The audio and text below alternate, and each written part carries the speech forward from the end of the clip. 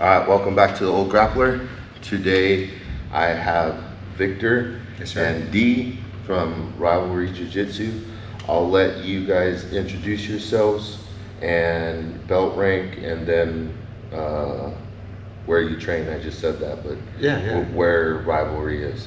Sure, no problem. Victor Hugo Cervantes. Been training Jiu Jitsu since 2010, so almost going on 15 years. This is my spot, Rivalry Jiu Jitsu. I established it back in 2016. I've been a black belt now since 2018, so we're going on 6 years, almost 7 years. Second degree under Thiago Rocha of Alliance Jiu Jitsu. Nice. Cool. Thanks, Jose. My name is DeLeon. Everybody calls me D here. I train Rivalry with Victor, Coach Victor. I've been training about 6 years. My son started it off. He was what 4.5. I was one of the dads. I was sitting on the sidelines and talking to my son, saying, "Hey, do this," but not knowing what the heck I was doing. And I'm like, "All right, I gotta get on those mats." And haven't looked back. Loved it ever since. I'm a purple belt, and Rivalry's been awesome here. Nice, nice. So, what got you?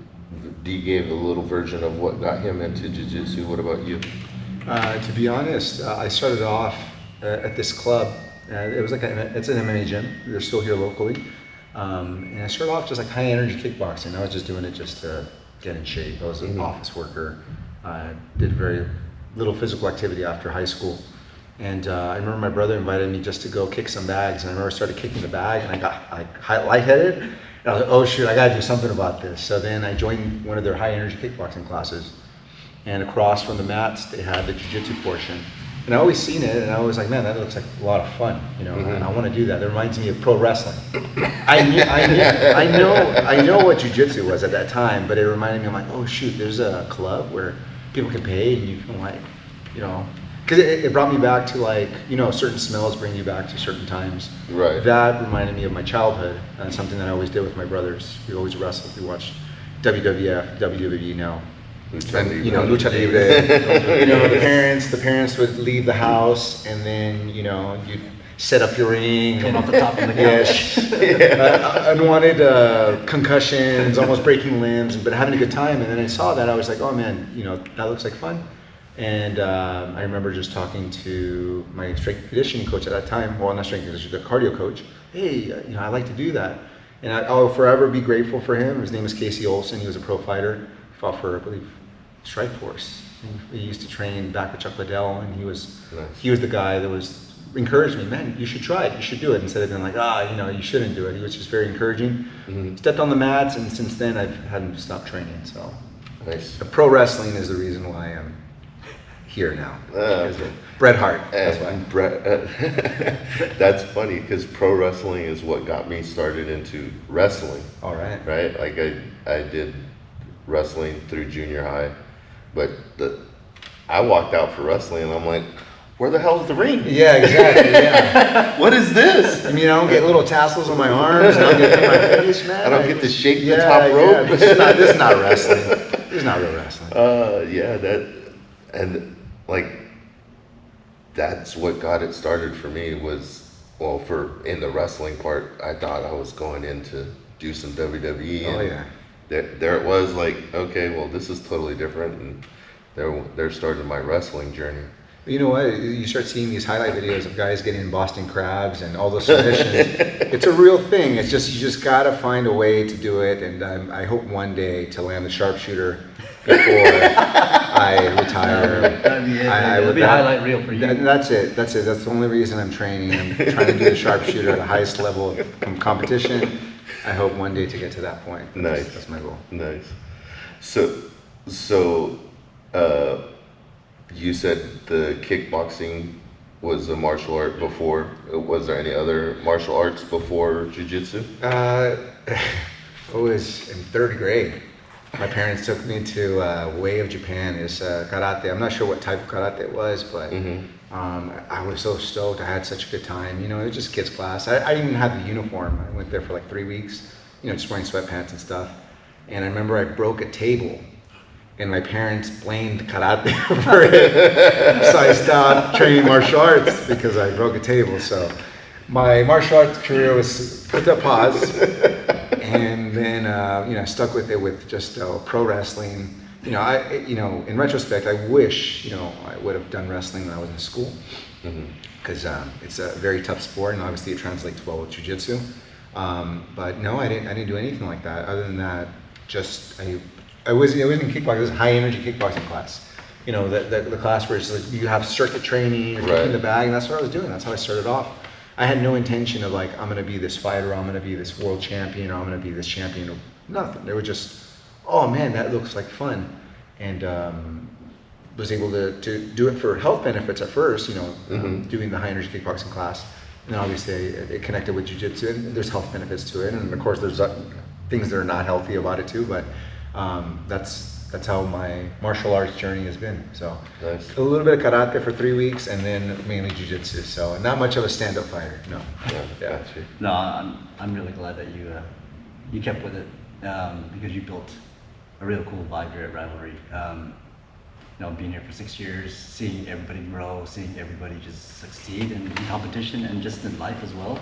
Like, we have really good guys here, and I feel like that's based off of leadership of what Victor has brought into these mats. And I'm really glad that you kept with it, Vic, because this is the place right now, to be honest.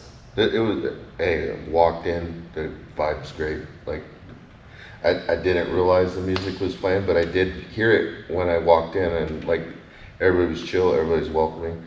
But I gotta say, I think 95% of the jiu-jitsu community is that way, just so welcoming.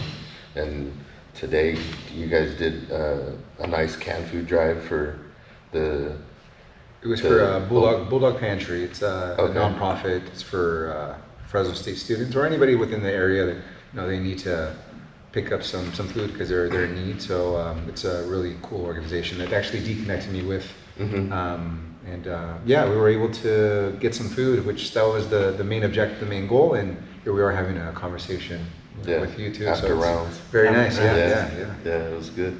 I walked in and D was taking pictures, and I heard him tell somebody that he wasn't going to roll today. And then a little while later, he's got his gi on. He's like, I couldn't let you come and not roll with you. I had to, man. I'm like, this, I've been waiting for this day to meet you and be able to do this podcast. I'm like, if pain happens, it happens. It'll go away. Just take some ibuprofen and ice. But I had to roll with you. Yeah, I had to. It was good. It was a good roll. I enjoyed it a lot, and you got some chops, man. I'm like, all right, I'm gonna step up the game. Thanks.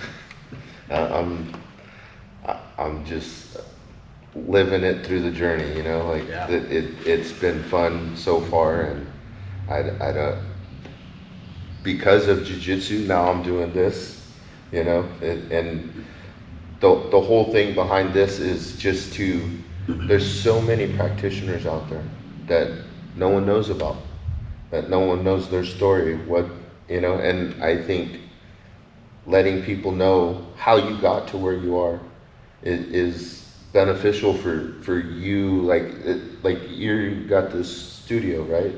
And people may not know the struggles or the road to where you got here, and I usually just try to touch on a little bit of everything to get what your story is from the beginning to where you are today, It's funny that you say you're doing this podcast now. You've been doing it for some time, and you never thought you would be at this point being able to interview just you would say different people from different cities. Yes. If it wasn't for jiu-jitsu, and I think that's definitely one of the best equalizers that we have in our society.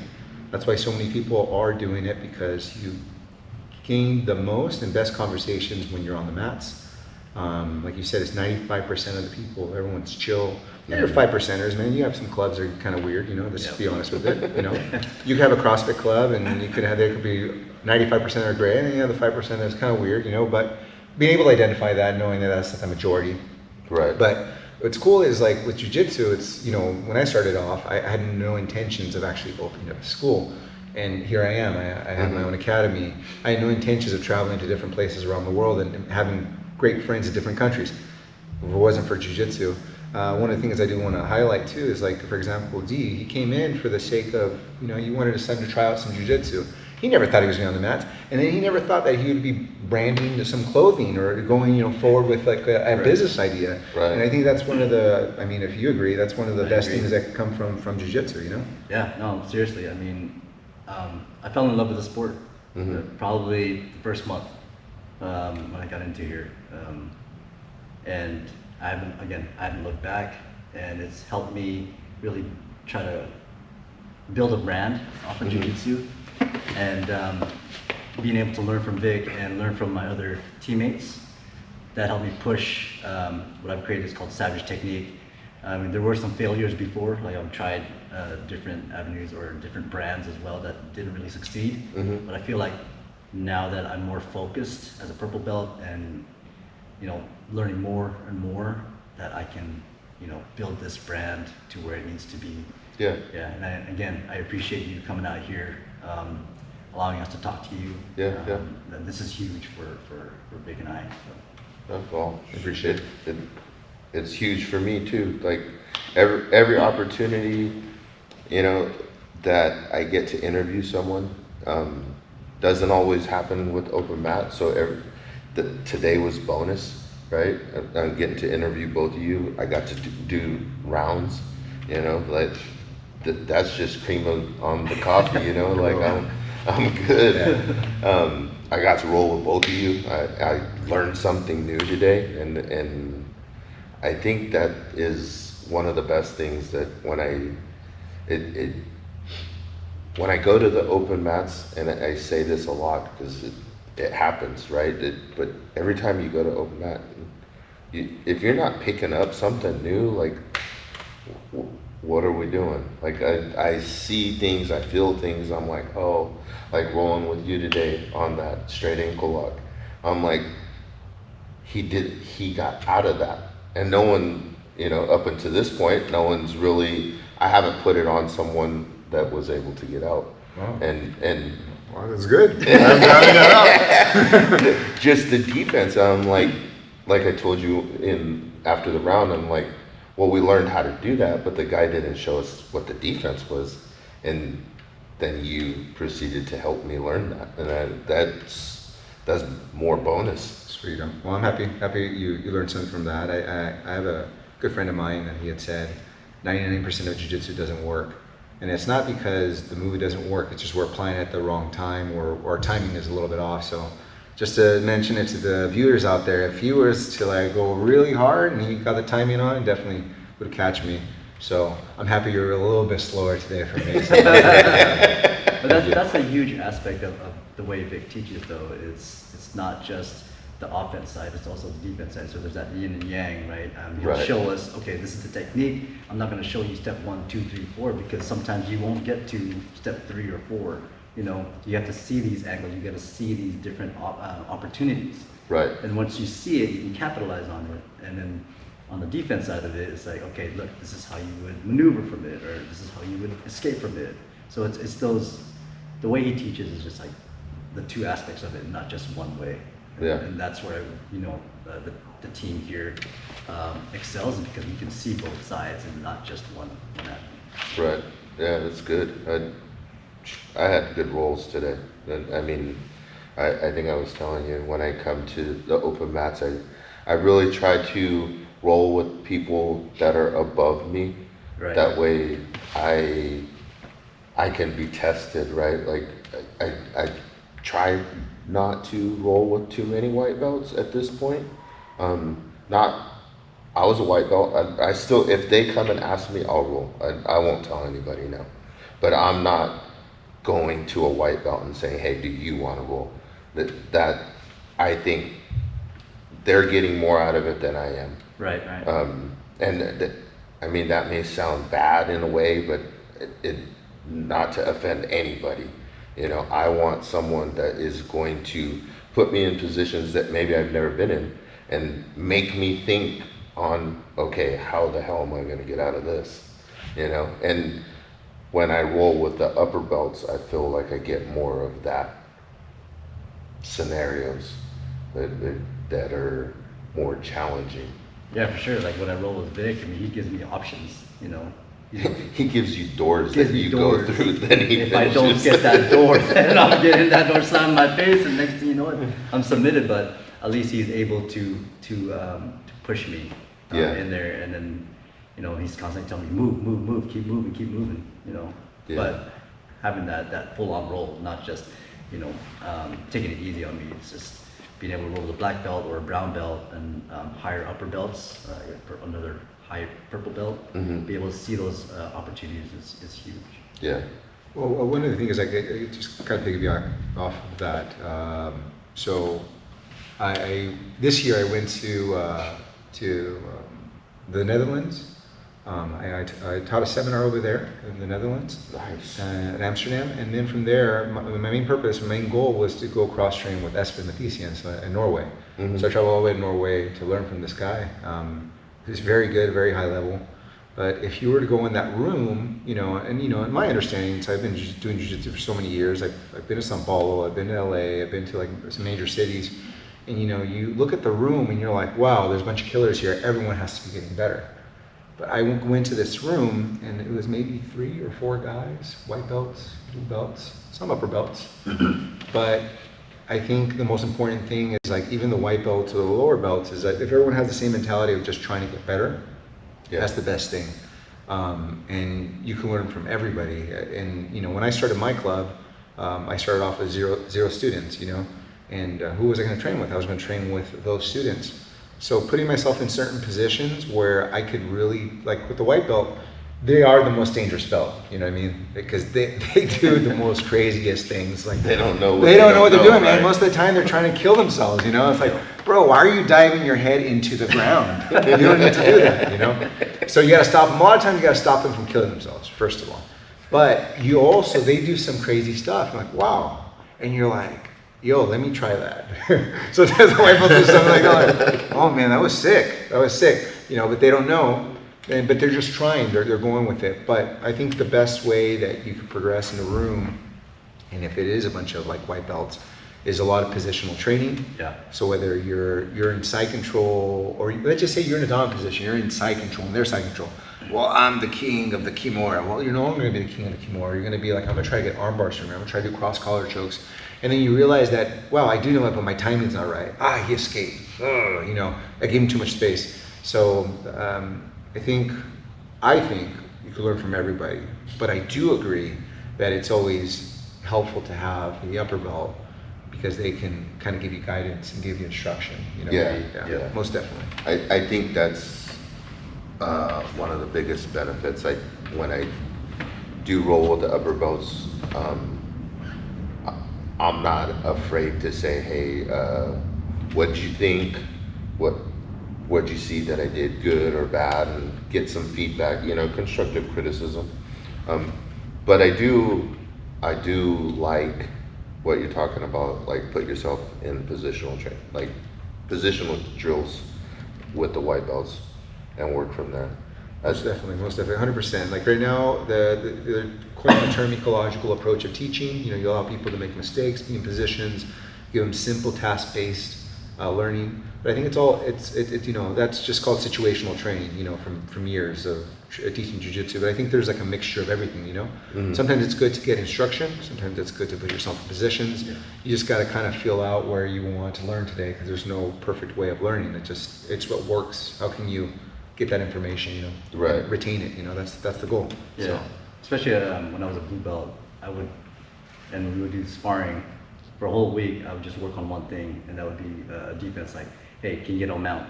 I'm just gonna work on this, and it'll be a full-on roll. But at least I'm working. I'm learning how to get mount, because I hated people getting a mount on me because it was tough, especially the bigger guys. Right. But I learned how to just control, and but doing that for an entire week of rolling, and then just working on that helped me get out of mount easily now. I'm more confident than ever in being able to talk to Vic, say, hey, I'm trying to do this, but I can't get it. Well, try this and do this. So. Yeah, the one position that I put myself where, like maybe the first year of jiu-jitsu was extremely hard, was being on my back. Yeah. Coming from the wrestling background, yeah. right? Like that there was no way, like, for me, just muscle memory said, get off your back, get off your back.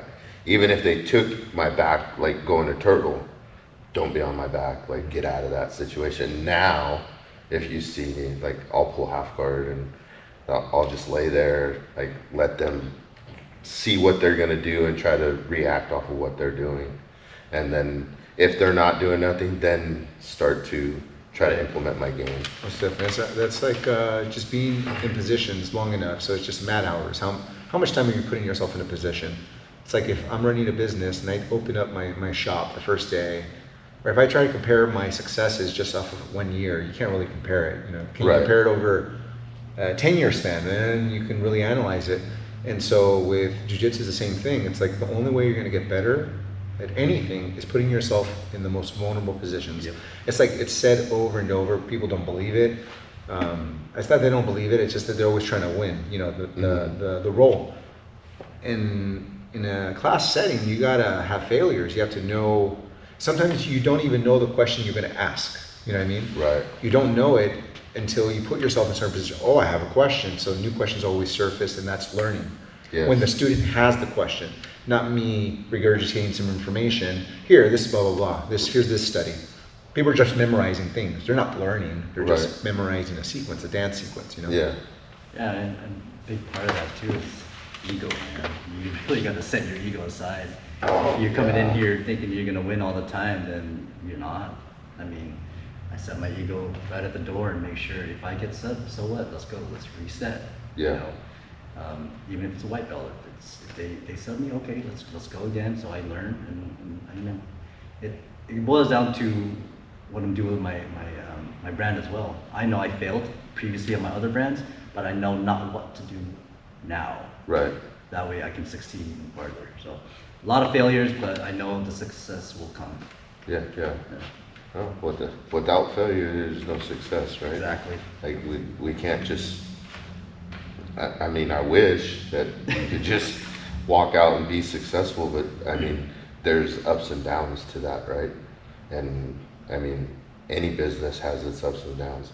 I have my own business, you know, doing swimming pool service. Yeah. I mean, I can't keep everybody happy. Right. It took me a long time to figure that out, though. Like any time that something went wrong, I got fired for whatever reason, I just took it to the heart. And you know, recently, I would say probably over the last 5 years, learning to deal with that. Like, I could be doing everything right, and that person just have a bad day and look and see something wrong and bitch me out. Well, I think that's the beauty of like just the free enterprise, right? So we're here and having open like business, you know what I mean? So like I had the same motto before. You know, when you first start jiu-jitsu, there's a lot of ego, right? There's a lot of ego when you get a black belt too, you know, a lot of ego when you get a white belt. When you have your own business, you get a lot of ego because, you know, you start making up something in your mind that you always have to be right, and that's not true. You don't have to please everybody. And that's a big lesson because that's why there's other gyms, you know, and it's good because some people are going to dig what you do and some people are not. Yeah. Right. But if you spend so much time thinking about, oh, this person doesn't think what I do, I mean, then you are not being productive. You know, your jiu-jitsu is not getting better, or whatever brand you're trying to do. You can't please everybody. And it's like art. Art is subjective. Someone can come into my spot, like I have paintings here. This sucks. Oh, that's cool. Thank you for sharing that. Right. Who are you? Why are you coming to my gym telling art sucks? I don't know who you are. But, you know, someone can go, man, this is so amazing. Thank you. You know, I put thought behind it. You know, it was amazing to me too. It's a conversation piece. Yes. So business, art, jiu-jitsu, it's all subjective. But the most important thing is, are you having fun? Yep. You know, are you having fun? Right. You know, so I enjoy painting. I enjoy training jiu-jitsu. I enjoy hanging out with, you know, students, and I enjoy learning, most importantly. Right. But yeah, it all dials back to I would not do any of this if it wasn't fun. Yeah. It's funny that you say that art is a conversation piece because Dee and I were, after the round, we were talking, I was like, oh, the art's pretty cool. I like it. He's like, yeah, it's Victor's. And I'm like, like all of them. He's like, yeah, except for like a couple of them. Another student did them. Yeah. They're like, but they're all cool. Yeah, thank you. Like the gi. Yeah, yeah. I'm like, geez, the whole vibe. It looks like an art gallery inside of a jiu-jitsu studio. Well, a lot of inspiration from, obviously, AOJ was like the forerunner of like really presenting a nice spot, for like the artsy feel, and then, sometimes it gets a little overboard. It looks a little too like chic, but I was just trying to just do what was good for me. And originally, when I opened up my spot, I had the intention of inviting local artists to hang up their pieces. Mm-hmm. That's a really hard thing to do. A lot of people are very closed off on sharing their pieces, and and it was more of like, it's still, the idea's out there. So if anybody's watching, if you're an artist out there and you want to hang a piece on my wall, whatever you sell it for, you keep it 100%. You can put it on the wall as long as you need it to sell it, or you want to take it back, whatever you like. So it's out there. Yeah. But yeah, that was a goal. I wanted people to present it, and I learned this type of art, this abstract expressionism, through one of my members here, and that's another thing. I had no idea that I was going to really, I really enjoy painting. I love to paint. Mm-hmm. And it wouldn't have been for jiu-jitsu, I wouldn't be able to paint. Me. Yeah. I'm not the painter. I'm not the painter, bro. It just depends. It's just like, it's like capturing whatever feeling or moment you have. So, yeah. What's cool about it too is that when I'm rolling and I'm in a zone and I feel like I'm starting to tense up, I start focusing on one of these paintings. And I'm sure some of the members can attest to this, but you start digging into these paintings. You're rolling, you're just looking at it. I'm looking at it like, I'll look at that one on the top left, and I'll just start focusing on that, and I'll just get my mind back into the sparring. And I think there's a difference there. I've been to maybe a few other spots too, and it's just the mat. But here it's like, it's encompassing. It's everything. Mm-hmm. It's not just the mats. It's what you're looking at that surrounds you in that moment too. And being able to see these, it's relaxing, man. 'Cause that's rolling. That's sparring. I mean, it's just crazy. Right. It's everything coming down at you. Everything's you're getting into these movements. Your legs this way, your legs that way, but it makes sense. Right. Yeah. It's cool. Yeah. I'm going to, and then announce it here first. Exclusive. Eventually what I want to do is I want to host like an art exhibit where it's open mat, and I like to have like a live jazz band too, because I feel like jazz is connected with jiu-jitsu. It's all improvisation. I feel like jazz is like the ultimate form of expression, my personal take on it, ultimate form of expression in music. To have like live music, and you have people rolling, and you have art displayed. I just wanted it to be a whole experience, and that was really the idea behind the vision I had for the club. I wanted people just to kind of get lost. I want them to have experience when they step on the mats, when they step off the mats, to when they go to the locker rooms, and just being able to just be present. No, what you've done here is freaking nice. Thank you, appreciate it. It's nice. You gotta tell Jose like where you started though. Well, so when I first started, like it was like a sheet metal warehouse. It was not meant for not even for CrossFit. Okay, so I first started with I partnered up. I was renting out like this little space from a CrossFit gym, and at first, they presented the idea I was going to be in a studio. So I'm like, all right, cool. I come from jiu-jitsu where there's studio, there's heating, there's cooling, And then they pulled the rug under me, like, hey, we decided to make a good business move. We're going to go to this spot. And I'm like, oh man, that's nice. From like, in Fresno. I mean, you're from Lozano, so we have great weather for maybe about 3 months, right? Right. Yeah. Everything else is super cold or super hot. So I'm just like, oh man, this could be rough. And so it was a sheet metal warehouse. I had about less than 600 square feet of mat space. There was dirt, dust coming in from the outside.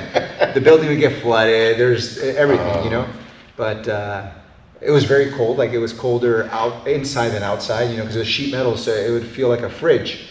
So it was cold outside, and all the coldness would get trapped on the inside. So we'd have to wear thermal socks, sweaters under, So yeah, just chipping away, you know, and you Yeah. know, the most thing I'm so thankful for is for heating. Cooling's whatever, you know, like I can go train in a hot gym all day, but when it's cold, man, Yeah. and you're getting older, It's hard to get going. it makes sense why old people go, man, it's gonna rain, and they start holding their joints. It's gonna rain. I didn't say that today when Yeah, I was yeah. coming, okay? I know it rains. I say it now, but now I don't have to say it anymore when I'm in the gym. I'm like, my joints don't feel too bad. So, yeah, I started off from there, and then obviously gradually progressed, and now I'm here in this location. This is nice. This is probably one of the nicer ones that I've been to. Oh, thank you. Yeah, like the whole vibe in the training area, but the bathrooms, the locker rooms, the being able to take a shower, just all that. I mean, that's like the deluxe model of the studios, right? Yeah, appreciate it. Thank you. It's nice. When Dee was showing me around, I was like, damn, man, this is cool. Like, we wanted, like, we just moved into a new spot where our gym, and that when they were doing the construction, every teacher or coach that's on staff had input.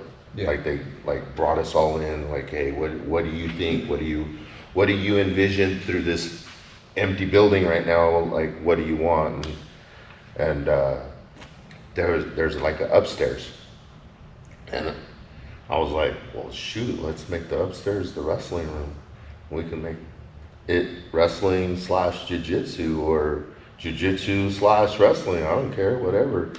But it's like 18 feet wide, but probably 40 or 50 feet deep. Okay. So that's gonna eventually, that's the second phase, and they're gonna start working on it here shortly. So hopefully by the new year we have a wrestling / jiu-jitsu room inside the gym.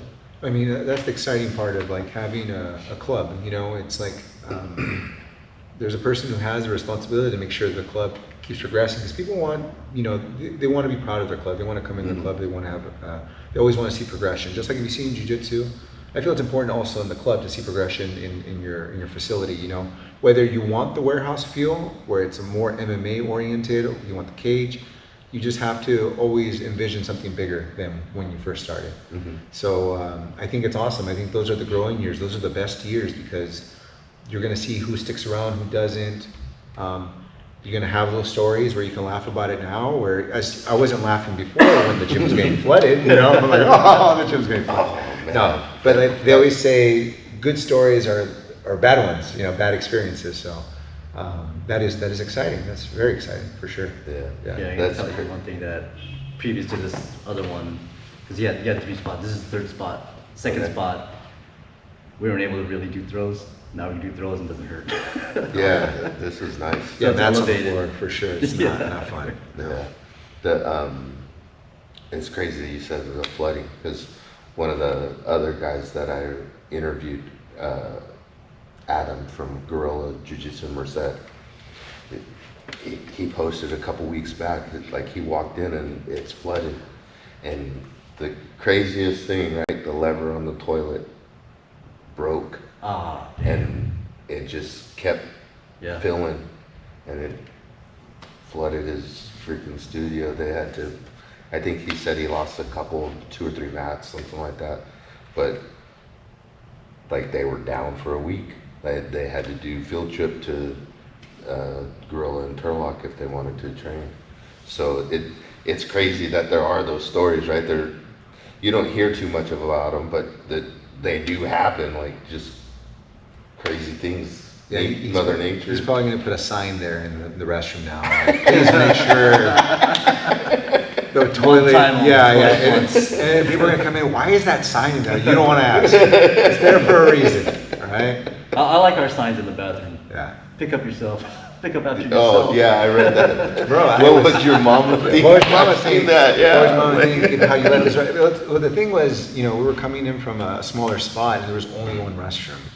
and everyone would battle for that restroom. You know, if you had to change, we didn't have like a dressing area, right? So you would you would have to. Yeah, there's a couple of members that would just like, you know, they were holding it all day, bro. Like that restroom is theirs. That's their sanctuary. It's like, bro, people have to get dressed, but you know, we came from that, you know. And then I had a really nice spot in the restrooms, and then all of a sudden I just started seeing people just like, you know, and so if a sign exists in your gym, it's because it had to be addressed, you know. So I wanted to keep this gym nice, because if you walked in there and you've seen sledge marks in there, you'd be like, hey, and it's been clean. Makes sense why the paintings are here. That's you're inspired by the toilet. Yeah. Oh shoot, that's classic. Yeah, I seen that sign earlier. And I'm like, what would your mama think? I'm like, ooh, that hits home. Someone did something. Yeah. That's it, man. Oh shoot. Than mama for sure. So, going back to jiu-jitsu, have either of you competed? Are you actively competing? I got a competition coming up in December 7th, Graphic Industries in Sacramento. Okay. I've competed a lot. I remember my first comp was a super fight. I was a 2-stripe white belt, and I think you told me not to do it. I think so. Cause I'm like, I just want to compete, just let me do it. I lost, because obviously didn't know what the hell I was doing, but after that, I'm like, all right, I'm determined. I really want to compete. I love competing. It really allows me to see where I'm at in my level. Yeah. And to be honest, once you start competing, you really gain a lot of confidence. Not a cocky confidence, but a confidence of being able to see things. Because in competition, it's super fast. 5 minutes goes by quick, and you really got to get points or submit them. You know. Right. What I've been training for is really Worlds next year. I've been hitting the gym. So it's a unfortunate thing in my elbow, but you know, I'll heal up. But ever since then, I've been competing a lot. I've only competed once as a purple belt. It'll be my second one, December 7th. Blue belt, I competed a lot. That was fun. Blue belt competitions. Yeah, I think competition really is focused to build up confidence and see where your level is. You know, that's why I love it. Yeah. Yeah, and I remember, this is the greatest thing. I remember I did 2 comps in one weekend. One was in Stockton. I got second place. The next day was here in Fresno. Yeah, Grappling X. And for some reason, I was tired. So I lost my first match. And I'm like, damn, coach, I don't know, what am I doing here? And Vic set me aside and said, dude, if they're coming at you, pull them back. I still remember that. I have the video of it too. Dude, that got me fired up. Next thing you know, I submitted both opponents. Straight armbar and rear naked choke. Because just being able to talk to Vic is super easy. And him saying, hey, look, this is what you gotta do. Don't worry about that. It's just like rolling at Rivalry. Because when we roll. I mean, it's nothing soft here. Yeah. Unless you're injured or someone who just wants to flow roll. But everybody goes hard over here. So competition's great, man. I love it. Yeah. I've been competing ever since I've been a white belt, so I haven't stopped competing. This season wasn't that great in the gi. It was a really bad season. But no gi's I've been doing pretty well in that. So I have another competition coming up on December 7th. I'll be in San Diego. So we'll be in Sacramento, I'll be in San Diego. Try to get the members to compete as much as they can, just because it always presents a new question for you. You're only gonna get better from it. You know, the only time you don't get better is you start making excuses why you lost. That's it. But if you go in there and then eventually you no longer have ego, you no longer are tense coming into the competitions. You still feel nerves because you want to perform, but you're not there, you know, making a whole highlight video of yourself getting ready for a match. You know, tell people, man, don't be your own ESPN. You know, those guys don't watch their highlight videos. They're just in the training room and then they go to the game. Right. All their interviews are always the same. It's like, I got the ball and I went down the court and I put in the hoop. You know, very straight to the point, because they don't want to go outside of what the basic, you know, concept is, just jiu-jitsu. So for me, I enjoy competing. I enjoy traveling, most importantly. I also enjoy meeting new people in the competition too. You know, Yep. When we bump hands, we shake hands. You know, there's no illness toward the person. Like Right. I don't wish him ill, but I'm gonna break your arm or I'm gonna choke you out. So it's like I know he has the same mentality. But after, it's always cool to be able to connect with the person. Be like, hey man, that was a tough round. Let's connect. Yes. Can I come visit your spot? So you get a network, you get better. So yeah, I think when I stop competing is when I stop training jiu-jitsu. So I hope to be like Megaton, where he's like competing, you know, still at a certain age. I want to be the Master 7 guy going out there.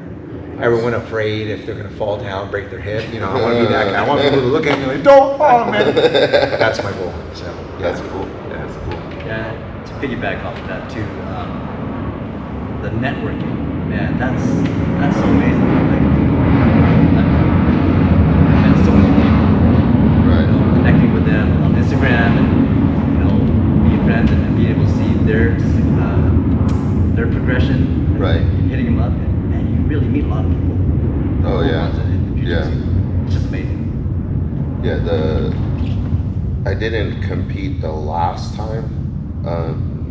We had like a few guys compete from our gym, but I was just out networking. I had made some stickers for the podcast, and I was just out like, hey guys, here you go, like give it a listen. You know, I'm out here trying to do my thing. Yeah. And You gotta hustle it. you know, oh yeah. If you don't hustle, someone else will. Exactly. So Exactly. I'm trying to make sure that I'm out there, that people see it. You know, like when I do the stuff on Instagram, I'm trying to like the software that I use to upload the podcast, the audio versions, it gives me stats. And it'll show me like, okay, you've been listened to in these states, you've been listened to in these countries.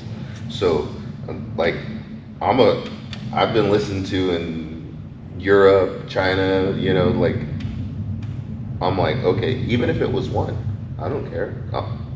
Your worldwide What? status now. One person will tell someone else. If I'm doing a good job, you know, if I'm doing a bad job, you know, it's part of growing pains, you know. But if I'm doing a decent job, more people will tell other people, and you know, I've had people reach out to me and like, hey, can we do, you know, can we set it up? But I'm afraid to do it like on Zoom. I don't want my podcast to be that two faces on a screen type. Right.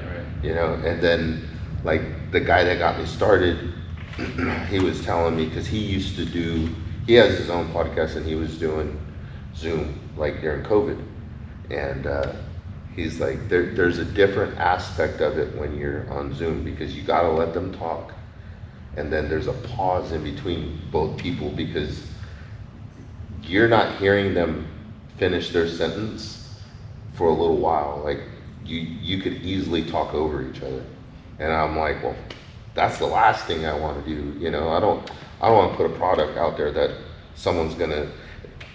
There's those people, no matter what you do, they're gonna critique it, right? So I don't want to give any ammo to anybody if I'm doing a bad job already. You know, let's not make it worse.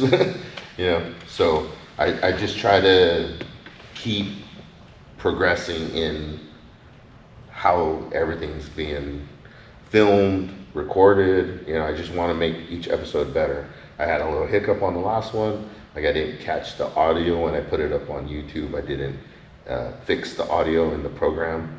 So when it got uploaded, I produced the whole show and uploaded it, and then when I went in to get clips off the video and I uploaded some of them to Instagram is when I finally heard it. Like, I thought I had hit the right button when I produced the video version, and I just missed it. But it's, you know, like I was telling you, every single time it's been something. Right. Like, but without failures, there's no growth, right? So Exactly. those little things that have gone wrong have made me, buy these mics, change it up, because the other mics that I'm not using today are the ones that crack a lot. So I had a podcast that I lost the audio off the mics that were, clipped to the shirts that were tied to the phone. Well, the phone stopped recording, so the audio stopped. And I was like, oh my God, but I had the backup audio. So in that failure, it made me figure out how to put the video and grab this audio and put that audio on there, and then figure out how to get them to match. Yeah. Which I was like, I don't want to do that. Oh my God. And then the guy that I had interviewed, he's like, just send it to me. I'll have my guys do it.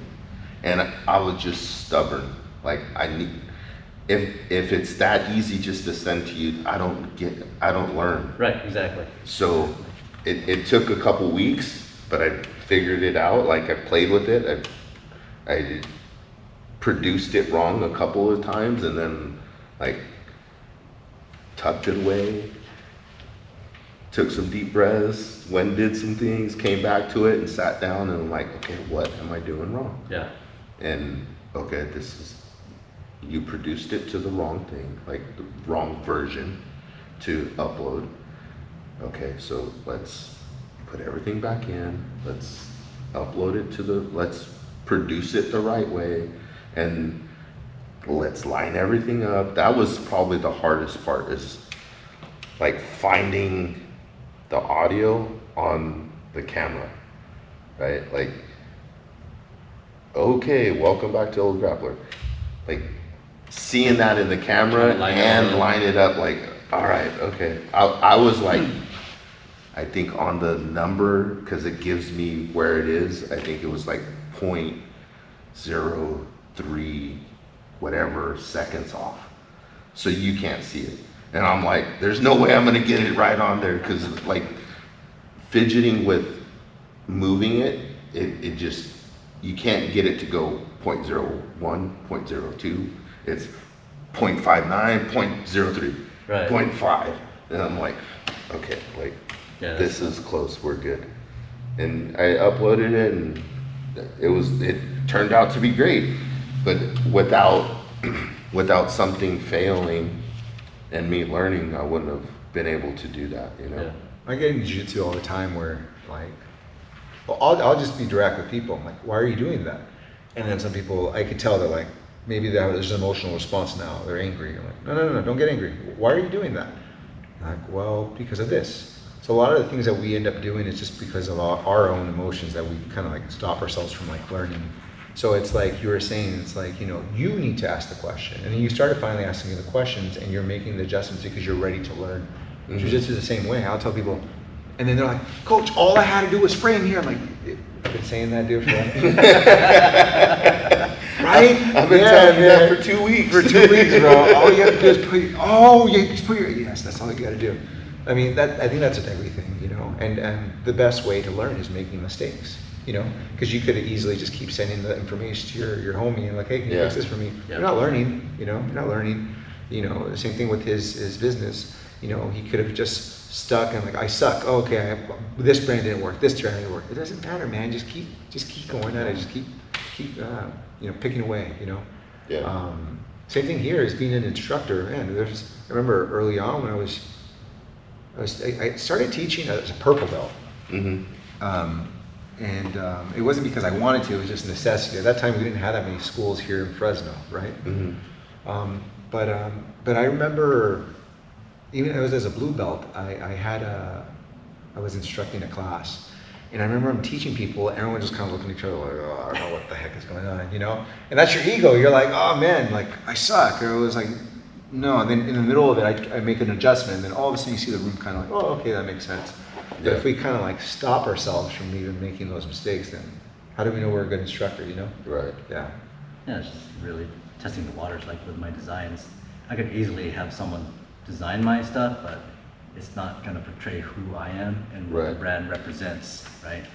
So I'm just doing feelers right now with different designs, and then it really boils down to which one is getting more traction, which one's not. At least I know, okay, this one's not getting traction, set that aside, we'll figure that out later and try to tweak things around. But again, it can be easily done by somebody else, another artist. I'm an artist myself, but I don't want that because it's not going to exemplify who I am in this brand. And people will see it. People see the truth no matter what. People see the realness in people. And that's why I had to reach out to you, because when I was watching listening to your other podcast, the stuff that you say in your ask, it's really real. It's down to earth, and you're just asking the real rawness questions. And that's why I was like, dude, I gotta reach out. We have to do a podcast together. I love your vibe. I love what you're doing. So thank you. Yeah. Speaking about your brand, talk about that a little bit. What got you started on the brand, and where are you at with it right now? So I just started Savg Tknq mid this year. Okay. It was really just I work full time. I'm a full time dad as well. I'm a user experience director. So art has been, I graduated at Fresno State as a graphic designer, but then got into software design. And I really wanted to focus on the brand. I focused on Laka's brand. I focused on my faith brand. This one really spoke to me because I brought two things together that you really don't see together, right? As a savage, you automatically think someone's a savage, like they just kill people or just run over people. Then you have technique, someone that's just more controlled, more disciplined. I felt like those two really exemplify what jiu-jitsu is. You could be a savage on the mat, but if you don't have technique, you're gonna get rolled off on. But if you're a savage and you have technique and you can put those two together, that's the brand right there. Because you can control yourself, but you can also be a savage as well. Yeah. And putting those two together, it just made sense. And that's where I'm at right now in my life, is being able to, allow those two together and really focus that on the mats and on competition. And I really want people to see that they are a savage, but they just have to have the discipline. They have to love the art of jiu-jitsu and put all that together for them to be able to, wear the brand and rep it. Yeah. Right now, I'm focused on just apparel, just jiu-jitsu, anything jiu-jitsu apparel. I brought in the team yesterday. I was able to talk to two guys, Brian and Chet, that have always supported me no matter what. And one thing about, I think, being in the business that I'm learning is the people that you surround yourself with. Absolutely. If you don't surround yourself with positive people that will uplift you and support you and tell you straight up, hey, that sucks, or hey, that's awesome, then you're not going to get anywhere. And I've felt that before. So I think that was huge for me to bring those two guys in, because I admire them. I know that they push themselves and they represent Savg Tknq, because they are savages on the mats. And you met one of them, Brian. He was a scrapper at last time he Valley Fight Series, he did an amateur fight. Yeah. Holy moly, man! Him and his opponent, they were just going at it. And, It was funny because they talk about Brian. It's like you met Brian. He's very soft-spoken and all that. Yeah. That guy likes to get punched in the face. That's how you know if you're a fighter. If you're living. I remember they were just scrapping. They're two young guys, very excited. The testosterone's going, and they're like, bum, bum, bum. Some people, and you see it in the fight game all the time, not necessarily like they would say the UFC or anything like that, but especially the amateurs. People will just start covering, right? Or there's people that are like, oh, it's game on. And he's definitely that guy. So we can attest to that. His savagery is there for sure. He's crazy. And his jiu-jitsu technique is really coming through. I mean, unfortunately, again, he got injured, but he'll come back. He'll come back stronger. But yeah. Yeah, I sent you that picture. I seen, I don't recall his name. Ryan. The black belt. Yeah, Ryan. In Gilroy. Yeah. And I sent you that picture. And then when I was in Stockton, I seen some kids wearing your brand. Yeah. So it was cool. Just seeing it out there, it's not, it's one thing to have a brand and then it like stay local to where you're from. And it's another thing to have a brand where you're seeing it in other places. Oh man, it's huge. Yeah. It lightens me up a lot. Being able to see it, like, oh, he's wearing my brand. That's awesome. You know, and I know that there's something there. Yeah. You know, I just have to keep hustling, keep going at it. You know, I got a 9-to-5 job, but I know that if I focus on it, it'll get there. Similar to what Vic has brought here. I mean, he started from a small spot, and now he's got this big spot. I mean, I'm you know, it's gonna get huge. I just feel it, you know. Mhm. And again, it's really the people that you surround yourself with. Yeah, for sure. That'll make it. Yeah. So what we talked about you and art, but is there something outside of jiu-jitsu and maybe the art that keeps you busy during the day? I have 2 kids. I'm married. I have my wife, and that's one of the things that I'm learning now as an older grappler too. I mean, that you have to make time for that.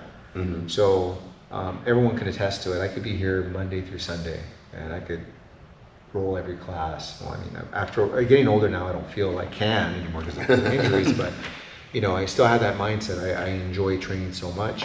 The longest I stepped off the mats was during COVID. It was about 2 months, but even that, I had some garage sessions with a couple people. Mm-hmm. Learning to kind of dial that down a little bit now, to be able to focus more on my family, to focus on the kids, especially my kids. It had been since 2010 since I had taken a Saturday of no training. I've always trained every Saturday since 2010. And just recently, now I have one of my upper belts. He instructs a class. And so that's new to me. That's bizarre, but I think it's more or less like there's all these things that I do to help me out, but most importantly, I want to be there for my family, because that's time that you don't get back, right? Your kids get older. Yeah. So definitely my kids right now, I'm really enjoying that. Yeah. Nice. What about you, D? Oh man, it's really just working kids and family. I drive the kids every morning. I pick them up after school. Me and my wife have a good schedule, but it's really focusing on them and their sports and what they want to do. My son's playing basketball right now. My daughter took a break from water polo. She'll be playing water polo in December, doing a league. So I feel like a taxi driver, but I love it because I get to see them progress in life. Yeah. As much as I want my son back on the mats, we're just doing it once a week because, he plays basketball every day with Victor's son too. Yeah. But I'm a family man, Yeah. There has to be a balance between jiu-jitsu and family. Right. And my faith and making sure that my family is well taken care of. Like, I won't leave the house unless everyone's taken care of. Gotcha. And 46, jiu-jitsu is just jiu-jitsu right now. Man, you look I'm young not gonna, for 46. Thanks to the Filipino blood. Jesus. And you can sing. Man, you're making me feel old right now. At 46. I'm like, 46, geez, I look 10 times older than him. I think that's one of the things that people don't talk about enough. I think finding balance. And, Yeah. we're doing jiu-jitsu for the long run. That's the goal. Like I Right. told you, I want to be that old man that's still training, competing. But Same. in order to be that, you have to learn how to listen to your body. You have to also learn to listen to the family too. I tell guys here all the time, like, hey, coach, I want to come in 3 times a day, but the missus is gonna get upset. I'm like, dude, you're not gonna sleep on my couch. Like, why are you coming in 3 times a day? You're crazy, man. You're gonna sleep on my Right. couch. No, you gotta find balance, because no one comes into a gym, not you, me, or anybody here, it's never seen jiu-jitsu before. Maybe now because of social media, right? Mhm.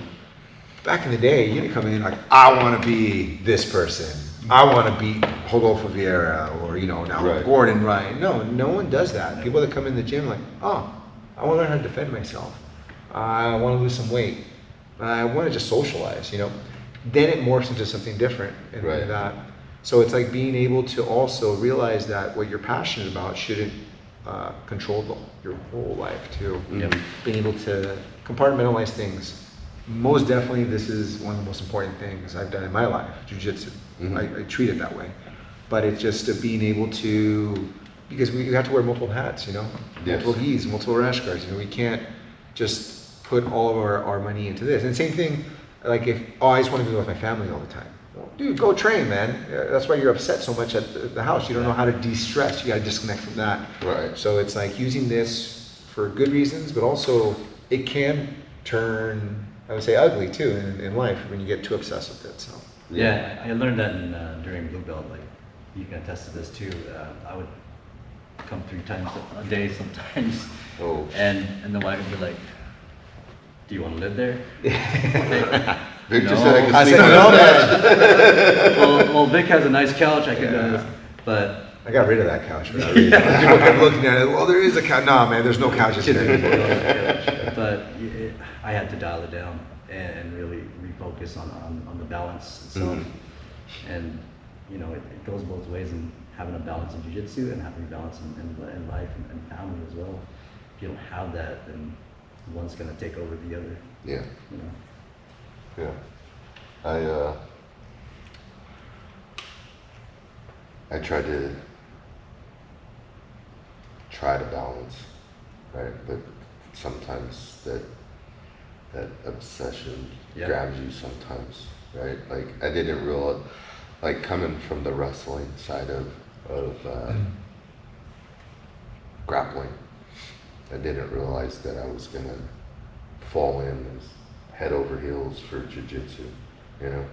Like, I wish I would have started earlier, right? We all start when it's our time, but it never crossed my mind.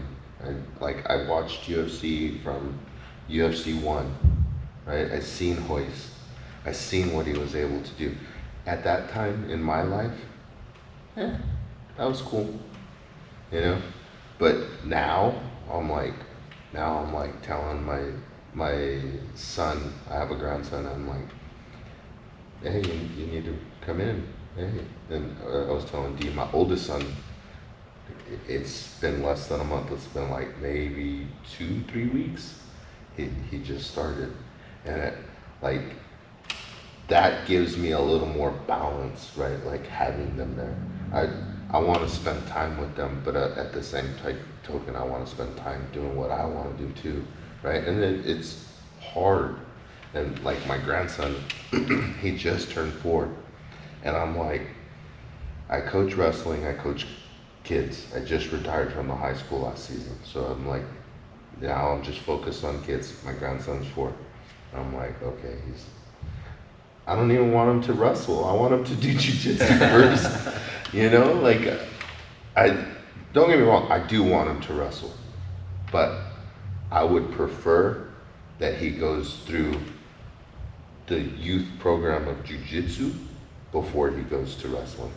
I think what jiu-jitsu does, wrestling does it as well. But wrestling's a very, very tough sport. Most definitely. You know, jiu-jitsu, you can kind of be a little bit more relaxed, a little bit more playful. That's why they call it the gentle art, you know? Mm-hmm. But what it teaches the kid, and I could attest to this, that all of my students, like all the students I have here, they have great grades, you know? Yeah. Because they learn how to learn, you know what I mean? Yeah. They learn that they're gonna fail. And so when they have that mentality now, like, well, why wouldn't I try out for this sport? Well, I'm not good at it. It's okay, because in jiu-jitsu I do the exact same thing, but getting better at it. To be able to learn that at a very young age is super important. Right. Because you even meet now people who you work with, you know, and you're like, man, you should train jiu-jitsu. It's usually the people you want to kick their ass, you know. I wish you if you were to train jiu-jitsu, man, you would be so much more humble, you know. But those are the I know people, you know. I know. Right. And in jiu-jitsu, you don't know.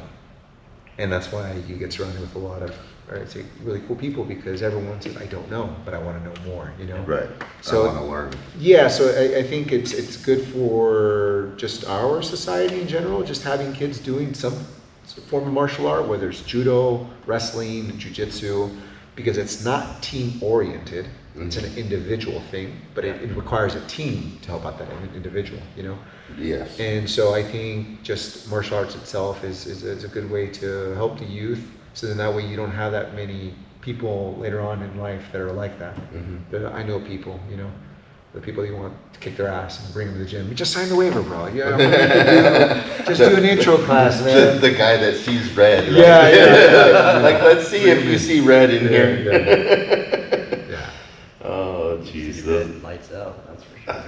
I see some of those things like I follow Tom DeBlas on social media. He posts a lot of funny things. I mean, a lot of heartwarming things, but some of them, I think recently he posted 2 guys fighting, and they were just throwing, and not one of them, yeah. I was like, oh my God. That's how good they are.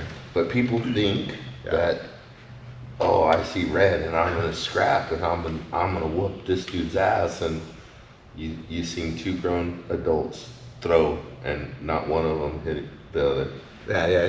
Before that would, like, if I didn't train, I'm like, someone stop that fight. Like, no, man, what are they doing? What are these guys doing? That was I know what video you're talking about. That's a good video. It's a great video. Oh shoot. So, gi, no gi, what do you have a preference? I enjoy both. Yeah, gi and no gi. Right now, no gi is it's going well for me, so I'm gonna continue doing that. And then eventually I'll go back into gi competition, but I told myself, because I've always done just gi tournaments, and I would do no gi every once in a while and, you know, get victories there, but I never really focused on it. So right now, heavily no gi, but I will always have the gi. I'm more gi.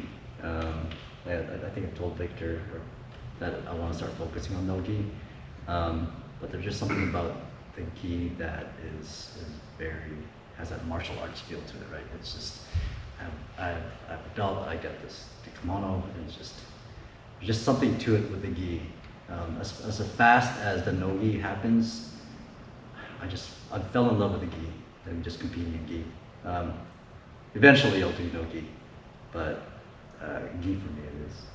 I was the no-gi guy when I started because of the wrestling background. I was like, I'm not wearing that. Not wearing pajamas? Yeah, no. And I'd be the one guy in the no-gi in the picture when there's 50 people at the open mat, and then I'm the one guy in the no-gi outfit, right? And my coach is like, hey, you need to wear the gi. Coach, I'm all right. Like, and I think, like when we first started, he was new to coaching, right? And we were new as a gym. So half of us didn't even have a gi, right? We were just learning jiu-jitsu, and he was basically giving us technique without the gi. And then somewhere down the road, I was like, okay, I'm gonna start wearing the gi. He was like, hey, look, you're the only fucking guy out there without the gi on. You're like, wear the gi. And I was still stubborn, and then finally I gave in. And now, like, I'd much rather roll with the gi. I feel so much more control, the grips, you know, where I'm okay rolling no gi. I don't mind it, but I'd much rather put the gi on now. What's helped me with also doing no gi is, before I had a tendency of always gripping. With the no gi, you're just framing, and I felt like doing more no gi, I was able to not grip a lot, which, you know, when you grip a lot, your forearms are fired up, your fingers are just getting messed up. So it helped me really just focus on framing, and it helped a lot in my game too. Yeah, what you taught me today was something interesting that I hadn't contemplated at all. Like I get on top and I have the grip, and you're like, you're so stubborn to have your grip that you're allowing me to manipulate you. You know? And I'm like, what? Wait a minute, like, I'm on top, I have the grip. And I'm like, no. And you giving me the demonstration on how you would do it, and I'm like, that makes so much sense. Why let go? Like, I never, like, you grab, and then I'm stuck on stupid on holding on to the grips, not realizing, like, okay, you're on top. Exactly. Do you really need to have the grip? Yep. Well, it's like once you start understanding grips, then it becomes a whole different thing because, you know, I train Nogi and Gi, and then, you know, it's crazy because like someone will do a very simple grip and it changes everything. It's like someone does this, they twist a little bit, and all of a sudden now you're like, what the heck? What did you do? You know? And so you learn like these really fine details. Right. But the first thing you need to do is just frame, and then you start understanding when you actually grip. When do you actually set up the grip? How to set up the grip appropriately? But in the beginning, we're always very tense. We're trying to grab onto something to feel like we have a sense of control. So it's common, you know, from white belt to you don't need it. You need it if you're setting up attack or you're trying to trap something, you know. Yeah. But if you're using it to break their posture, well, your other parts of your body should be breaking someone's posture too. It shouldn't just be based off of a grip. You know? Yeah. That was. So today I learned a couple of things, right? We talked about, I think Dee and I talked about you giving me instruction on that straight ankle lock defense, and then the grip. So I'm like, man, I look at it and if I didn't come today, I want to learn that. That's nice. You know, like that was opportunity that I gained by coming. You know, not only to support your camp food drive and to support the open mat and sit down and talk with you guys, but those are the bonuses that you get when you do stuff like this, you know? Yeah, you're always presenting questions where you didn't think you were going to ask that question. You know? And that's the nice side about it. Sometimes, you know, you go into a room and you're the stud, and sometimes you just get demolished, but you should always be picking up something, always learning, you know? And that's always been my mindset of just being able to just, whenever I'm rolling with someone, like obviously if it's a competition, I'm going to go in there and I'm trying to get the W. Right. Doesn't matter how the W happens, I'm just trying to beat the guy, you know? But when I'm training here, it's just like, man, how creative can I be during this round? If there was a video of me out there and, you know, and it's happened before where, you know, you freeze up, you know, you're deer in the headlights. That's not a video you want to show your friends that you train jiu-jitsu.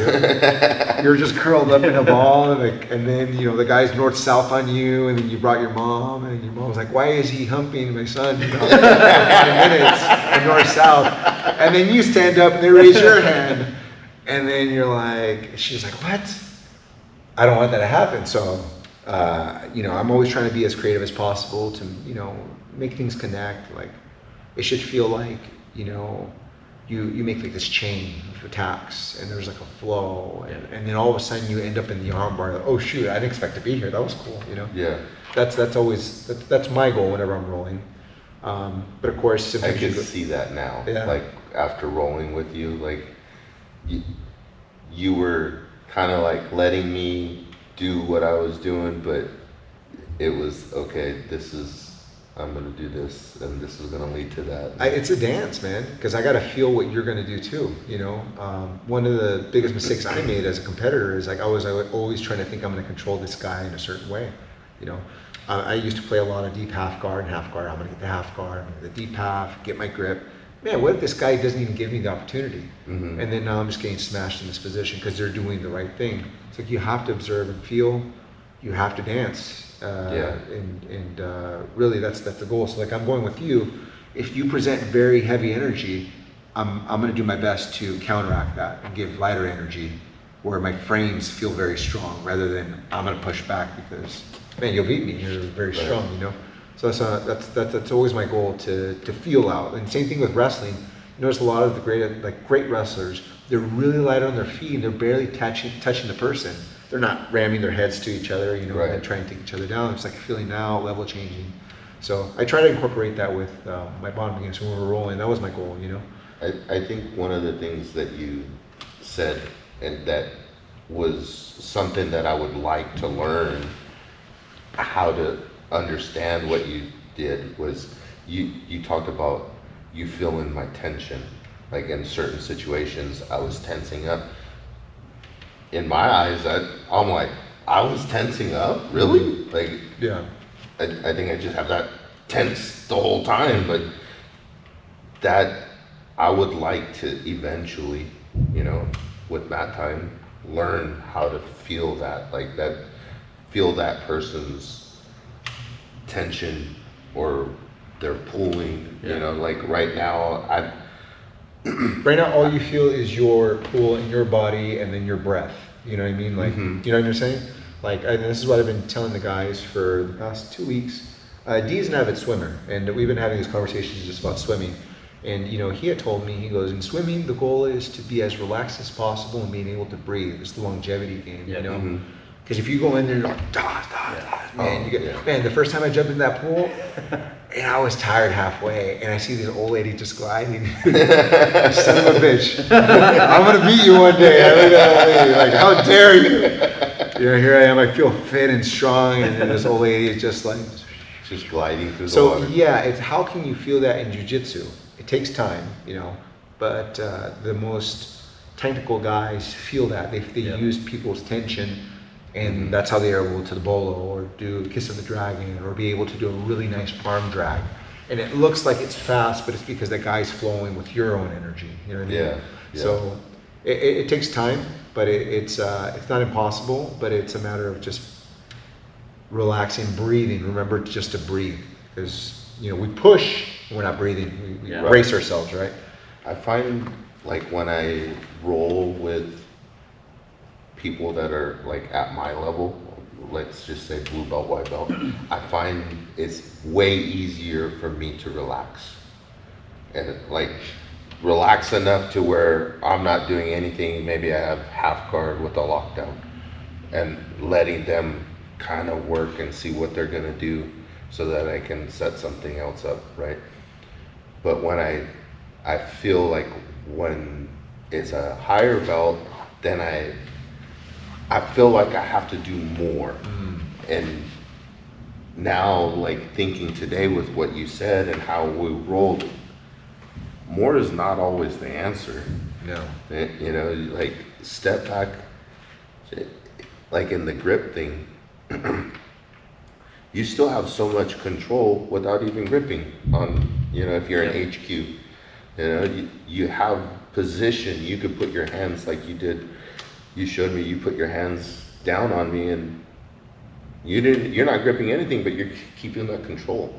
And I was like, oh man, I need to like focus more on some of that stuff too, you know? Well, you had mentioned, you know, you change your mindset when it comes to a lower belt. You feel a little bit more relaxed, and you go with the upper, you feel a little bit more tense, right? You have to bring more. Perfect example of like people that don't let themselves, because most people are guilty of it, you know. But you saw these ADCC runs like the past 4 years, the past 5 years. Like you had J-Rod, you know, he was a blue belt, right? And he was destroying these black belts out there. He didn't care if they had a black belt, you know. Right. They were just wearing a rash guard. It doesn't matter, you know. God. And so it's like we do that to ourselves a lot. Like, you know, like, oh, this guy's an upper belt. This guy, man, it's just train some jiu-jitsu. I'm gonna try to apply the same moves that I would do to a white belt or blue belt. The way I roll with you is the way I would roll with another black belt too. And if they catch me, they catch me because they're better than me. Or if a lower belt, you know, catches me with a move, oh shoot, man, how'd you do that? Explain that to me, you know. And then from there, you give them respect. You're like, I can't let that happen again. You know? Right. You know. So like I was rolling with you, and that's why I said I'm not gonna put my foot there anymore. Like there's no need because you're gonna catch me slipping. You know. Yeah. So now I have to respect you in that fact, and I put it in a different position.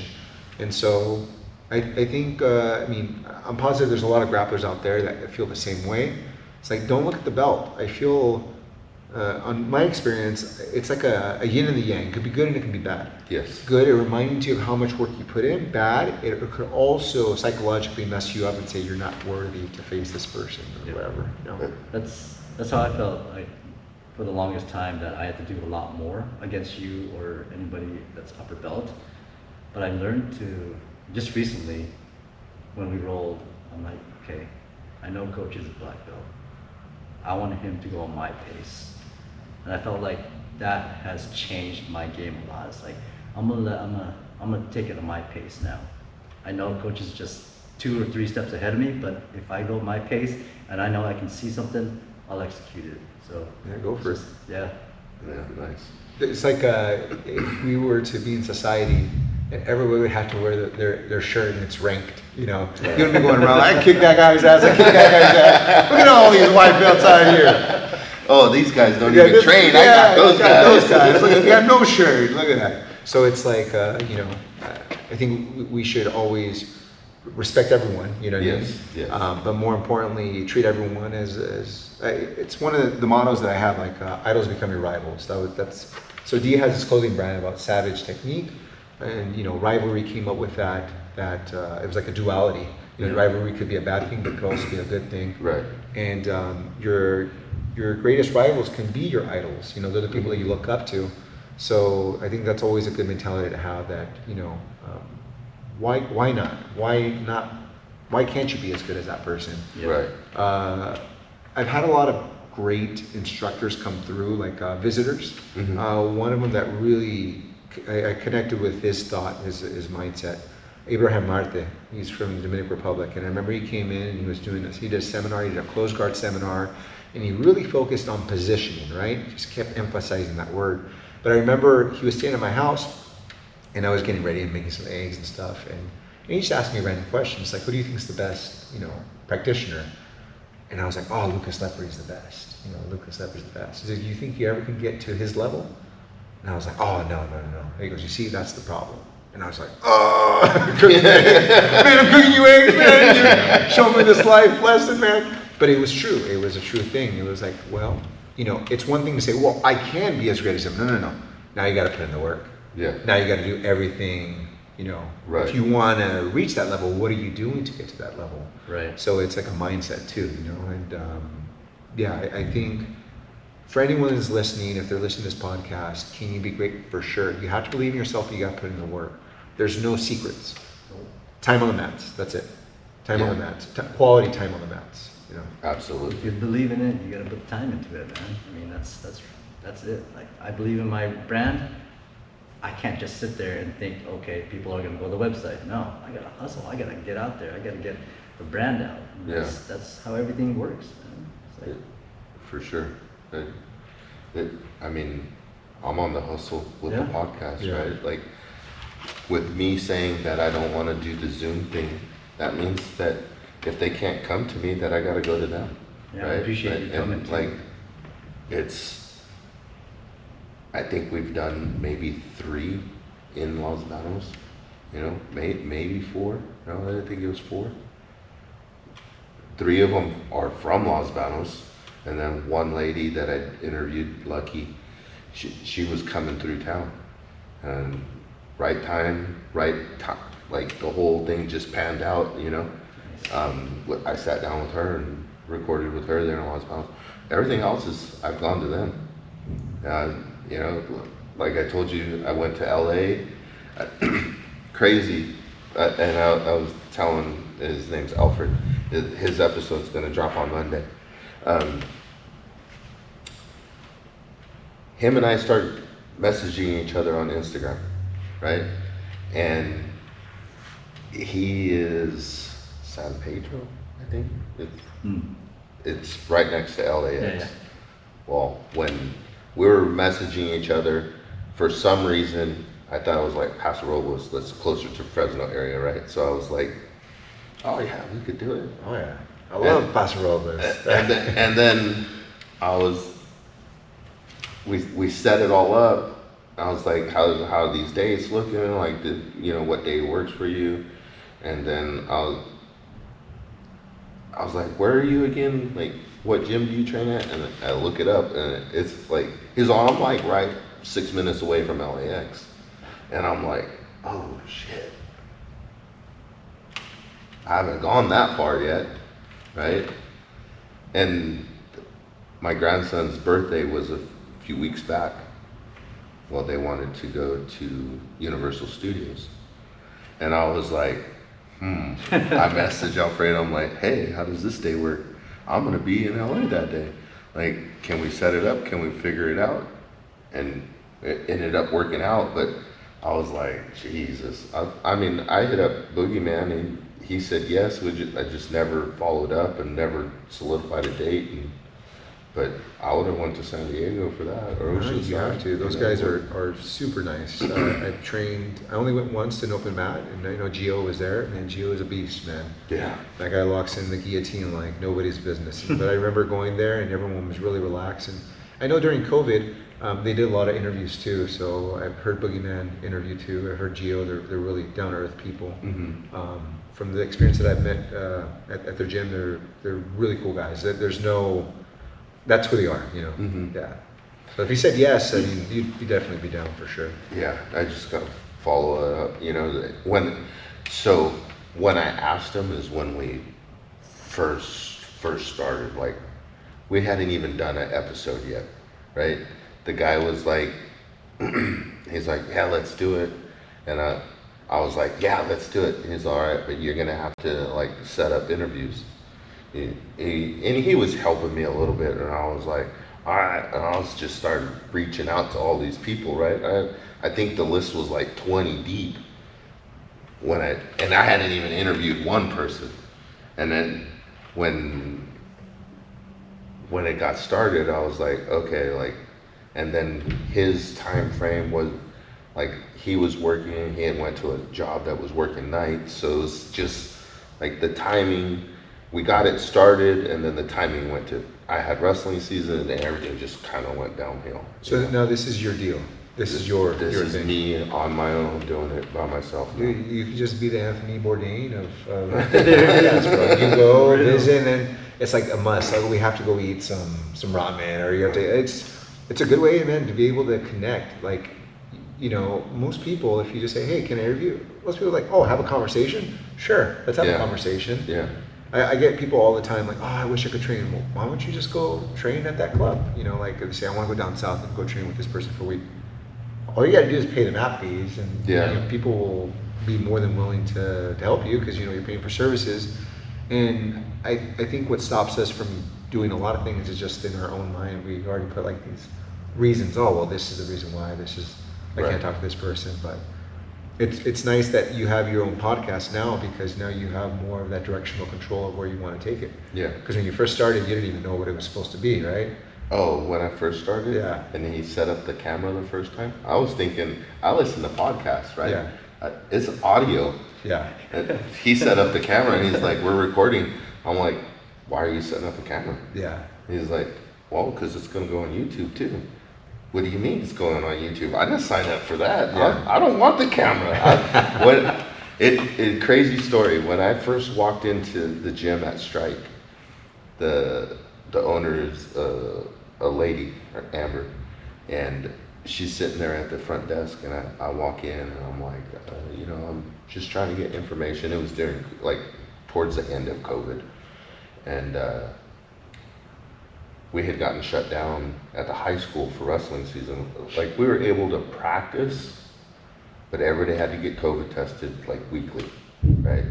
And it just wasn't the same during COVID, right? The intensity in the room, the drilling, like I wasn't getting the same thing out of what we would have in a non-COVID per se year, right? So I had put on a few pounds. I'm like, I need to get back doing something. So I go in there, and I'm like, yeah, like I'm interested in signing up. Like, you know, what are the costs, whatever. And she started giving me all the information. I was like, but there's one thing, like they were heavy on social media at the time, right? Dropping videos of people, just everyday members. Yeah. And I was like, well, there's one thing. Like, Yeah, for sure. if I sign up, can you not video me? I'm like, I've been wanting to sign up, but I see you video everybody, and like, that's just not who I am. And she's like, well, you should have came in earlier and said that. I won't video you. All right, I signed up for 6 months. I did the 6 months. I ended up started coaching there, and now I'm doing this in front of a camera, right? But at that time, I was like absolutely against the camera. Yeah, there's something about being in front of the camera, and like you're like gonna say something silly, and then you end up becoming a soundbite. But I mean, it comes with its risks and rewards, you know. Yeah. But I think it's important to be able to just communicate with as many people as possible. People have the YouTube, app, or it's on their TV, and, and just another form of media, you know. Yeah. So, goals. What are the goals for the future? Goals, I just want to continue to compete. Like I said, I compete Jiu-Jitsu World League in about a week and a half. So I hope to do well in that tournament. Just it's all been leading to prep to compete at Nogi Worlds. Okay. So I'll be doing Master 2 division, representing the old guys, right? Yeah. And going out there and again doing my best. I hope that it's a big division, and usually it is. That's the nice thing about IBJJF. It's like if you go to a Masters tournament or you do a Masters division at Nogi Worlds, you're always going to get at least 30 deep. So you're going to get a lot of competition. So it's a well-earned medal. It's a well-earned story. Mm-hmm. I don't like tournaments where it's only one match and then you get your gold medal. That's not the idea. It's a matter of going out there and testing myself. So my goal is to perform well at Nogi Worlds and take one match at a time. Yeah, that's where I'm at right now. Nice. And with the business, continue to teach, instruct, see other students progress, and also if they decide that they want to achieve certain goals, if I can help them any way, I'm going to do my best that I can, and also have a spot for them to be able to train hard. So if they want to compete and get to the highest level, we have a spot for them. And then also not alienating my other members, the members that come in because they want to just enjoy a nice training session. Right. We got fundamentals programs too. We have a lot of drilling, specific drilling. I have a member that's like 60. Punisher's like 64. 64. Right? Yep. You call him Punisher? You call him Punisher. Hell yeah. When you see him, you'll know why. He got that name for other reasons. But we call him Punisher. His name is Gilbert Lopez, veteran. I think he did 2 tours in Iraq. He has 2 blown out shoulders, knees. He's all jacked up, right? But Perfect for jiu-jitsu. Perfect for jiu-jitsu. And he's a biker too. And he's a biker too. That guy doesn't stop. But the thing is, he comes in twice a week. Everyone understands he has those limitations, but he's here having a good time. Yeah. And he's training, and he actually won. It was the Master 5 division, blue belt. Killed it. Yeah, he had 3 matches and he destroyed everybody. Nice. Then he ended up going. He went a weight class above for the next one as a purple, and he faced a brick wall. He faced a really tough older man. Mm-hmm. And so same thing for him. Every year he looks forward to that one tournament. But again, he comes in. He's you would say the hobbyist. Mm-hmm. He comes in and trains. So my goal is to continue having a space like that for everyone to come in and train, have a good time, and hopefully I get to a point where when I decide to retire, wherever I go, I still get to train jiu-jitsu. For me, my goal, jiu-jitsu is just longevity. Mm-hmm. Again, I'm 46. I've got a family I got to take care of. I just want to be on those mats. Like same thing with Victor, just be on the mats and being able to train and compete when I can. As far as for the brand, my goal is to take it one step at a time. Learning from failures before and being able to just do one thing at a time at my pace. I know it'll succeed because I'm putting the time into it. And that's my goal, and just be able to network with people like yourself and other people, and just connecting with people. I feel like you connect with people, you network with people, they're going to be your brand ambassadors. They're going to be the ones that are like, hey, D is so cool, check this out, And it goes for life. You treat people with the respect that they deserve, you'll get the respect back. And that's how I've seen it. But as far as the goal, I really want to reach that black belt status, but that's just my journey. I'll accept it when it comes. Yeah. Yeah, nice. So, 2 more things.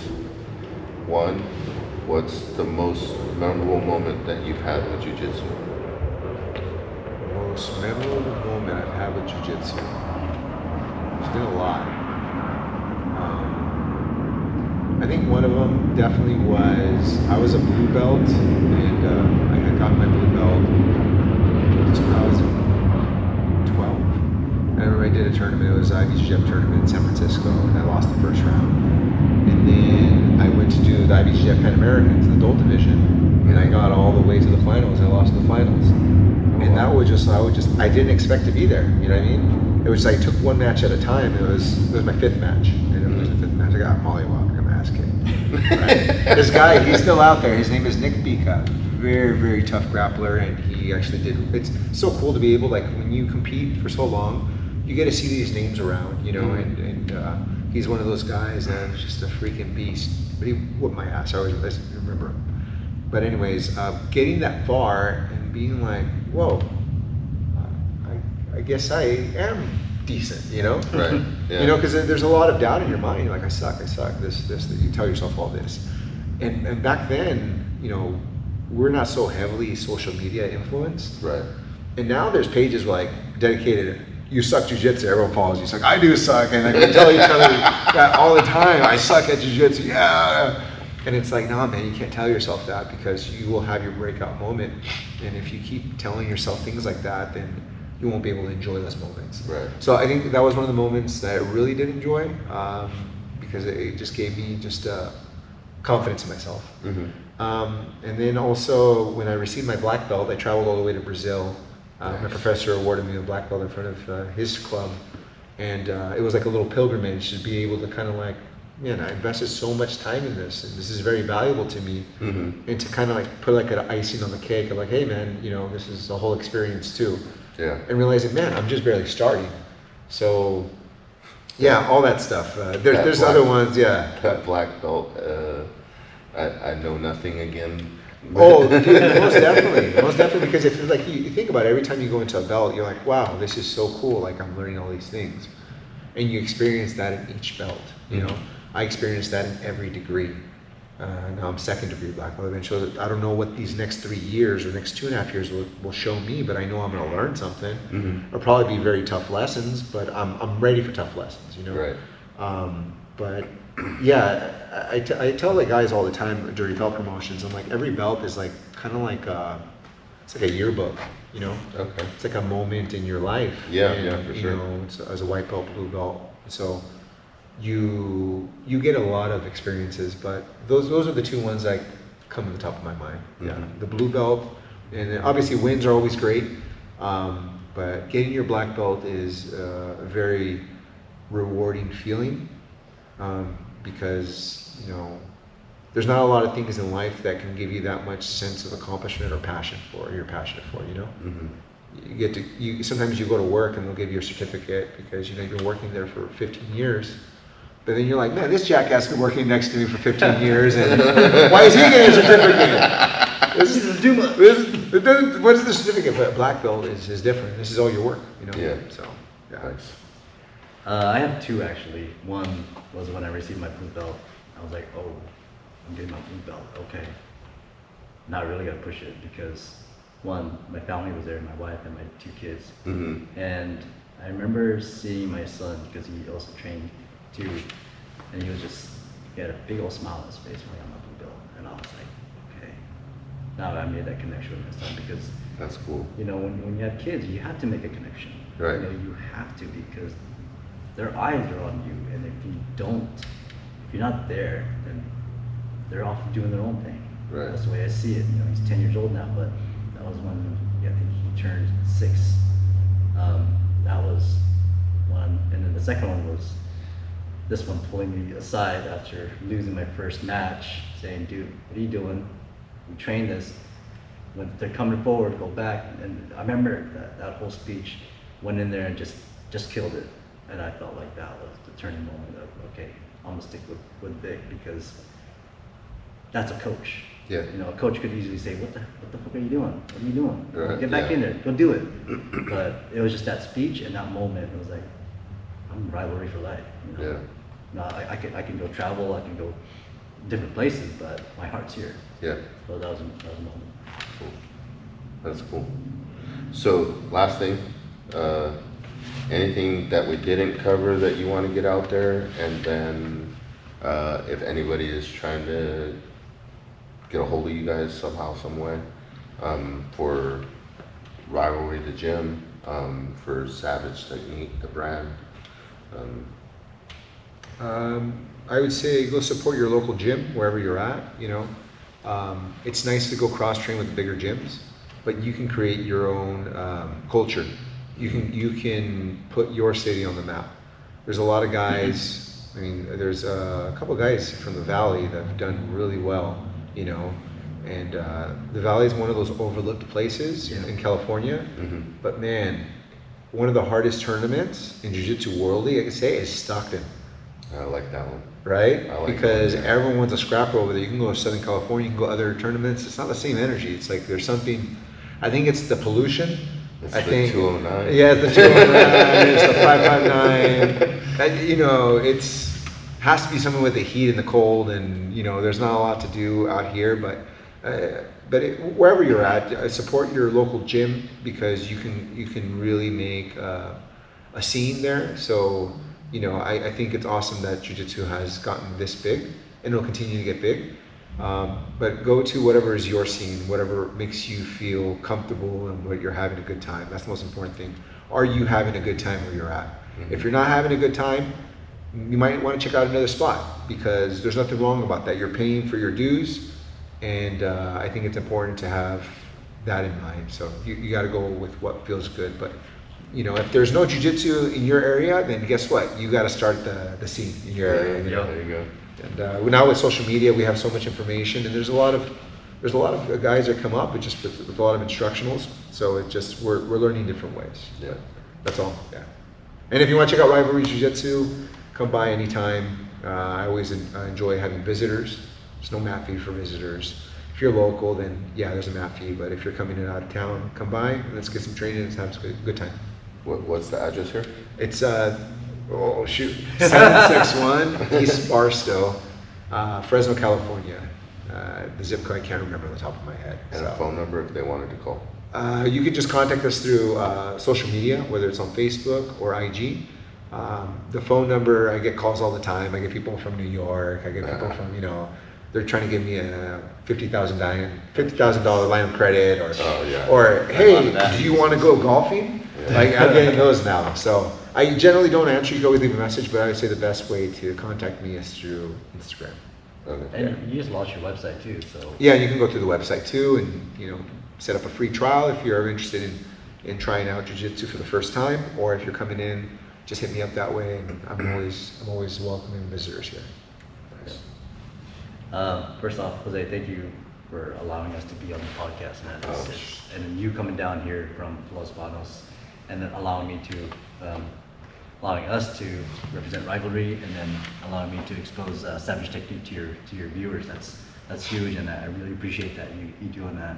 Yeah, for sure. If you guys want to reach Savg Tknq, I got a website, savgtknq.com, or hit me up on Instagram, Savg Tknq, Savg_Technique. Yeah, I'm based off of Fresno, and that's really it. Yeah. Cool. Well, I appreciate your guys' time. Thank you so much. Yeah. Thank you. I appreciate you, man. Yes, sir. Thank you, Jose.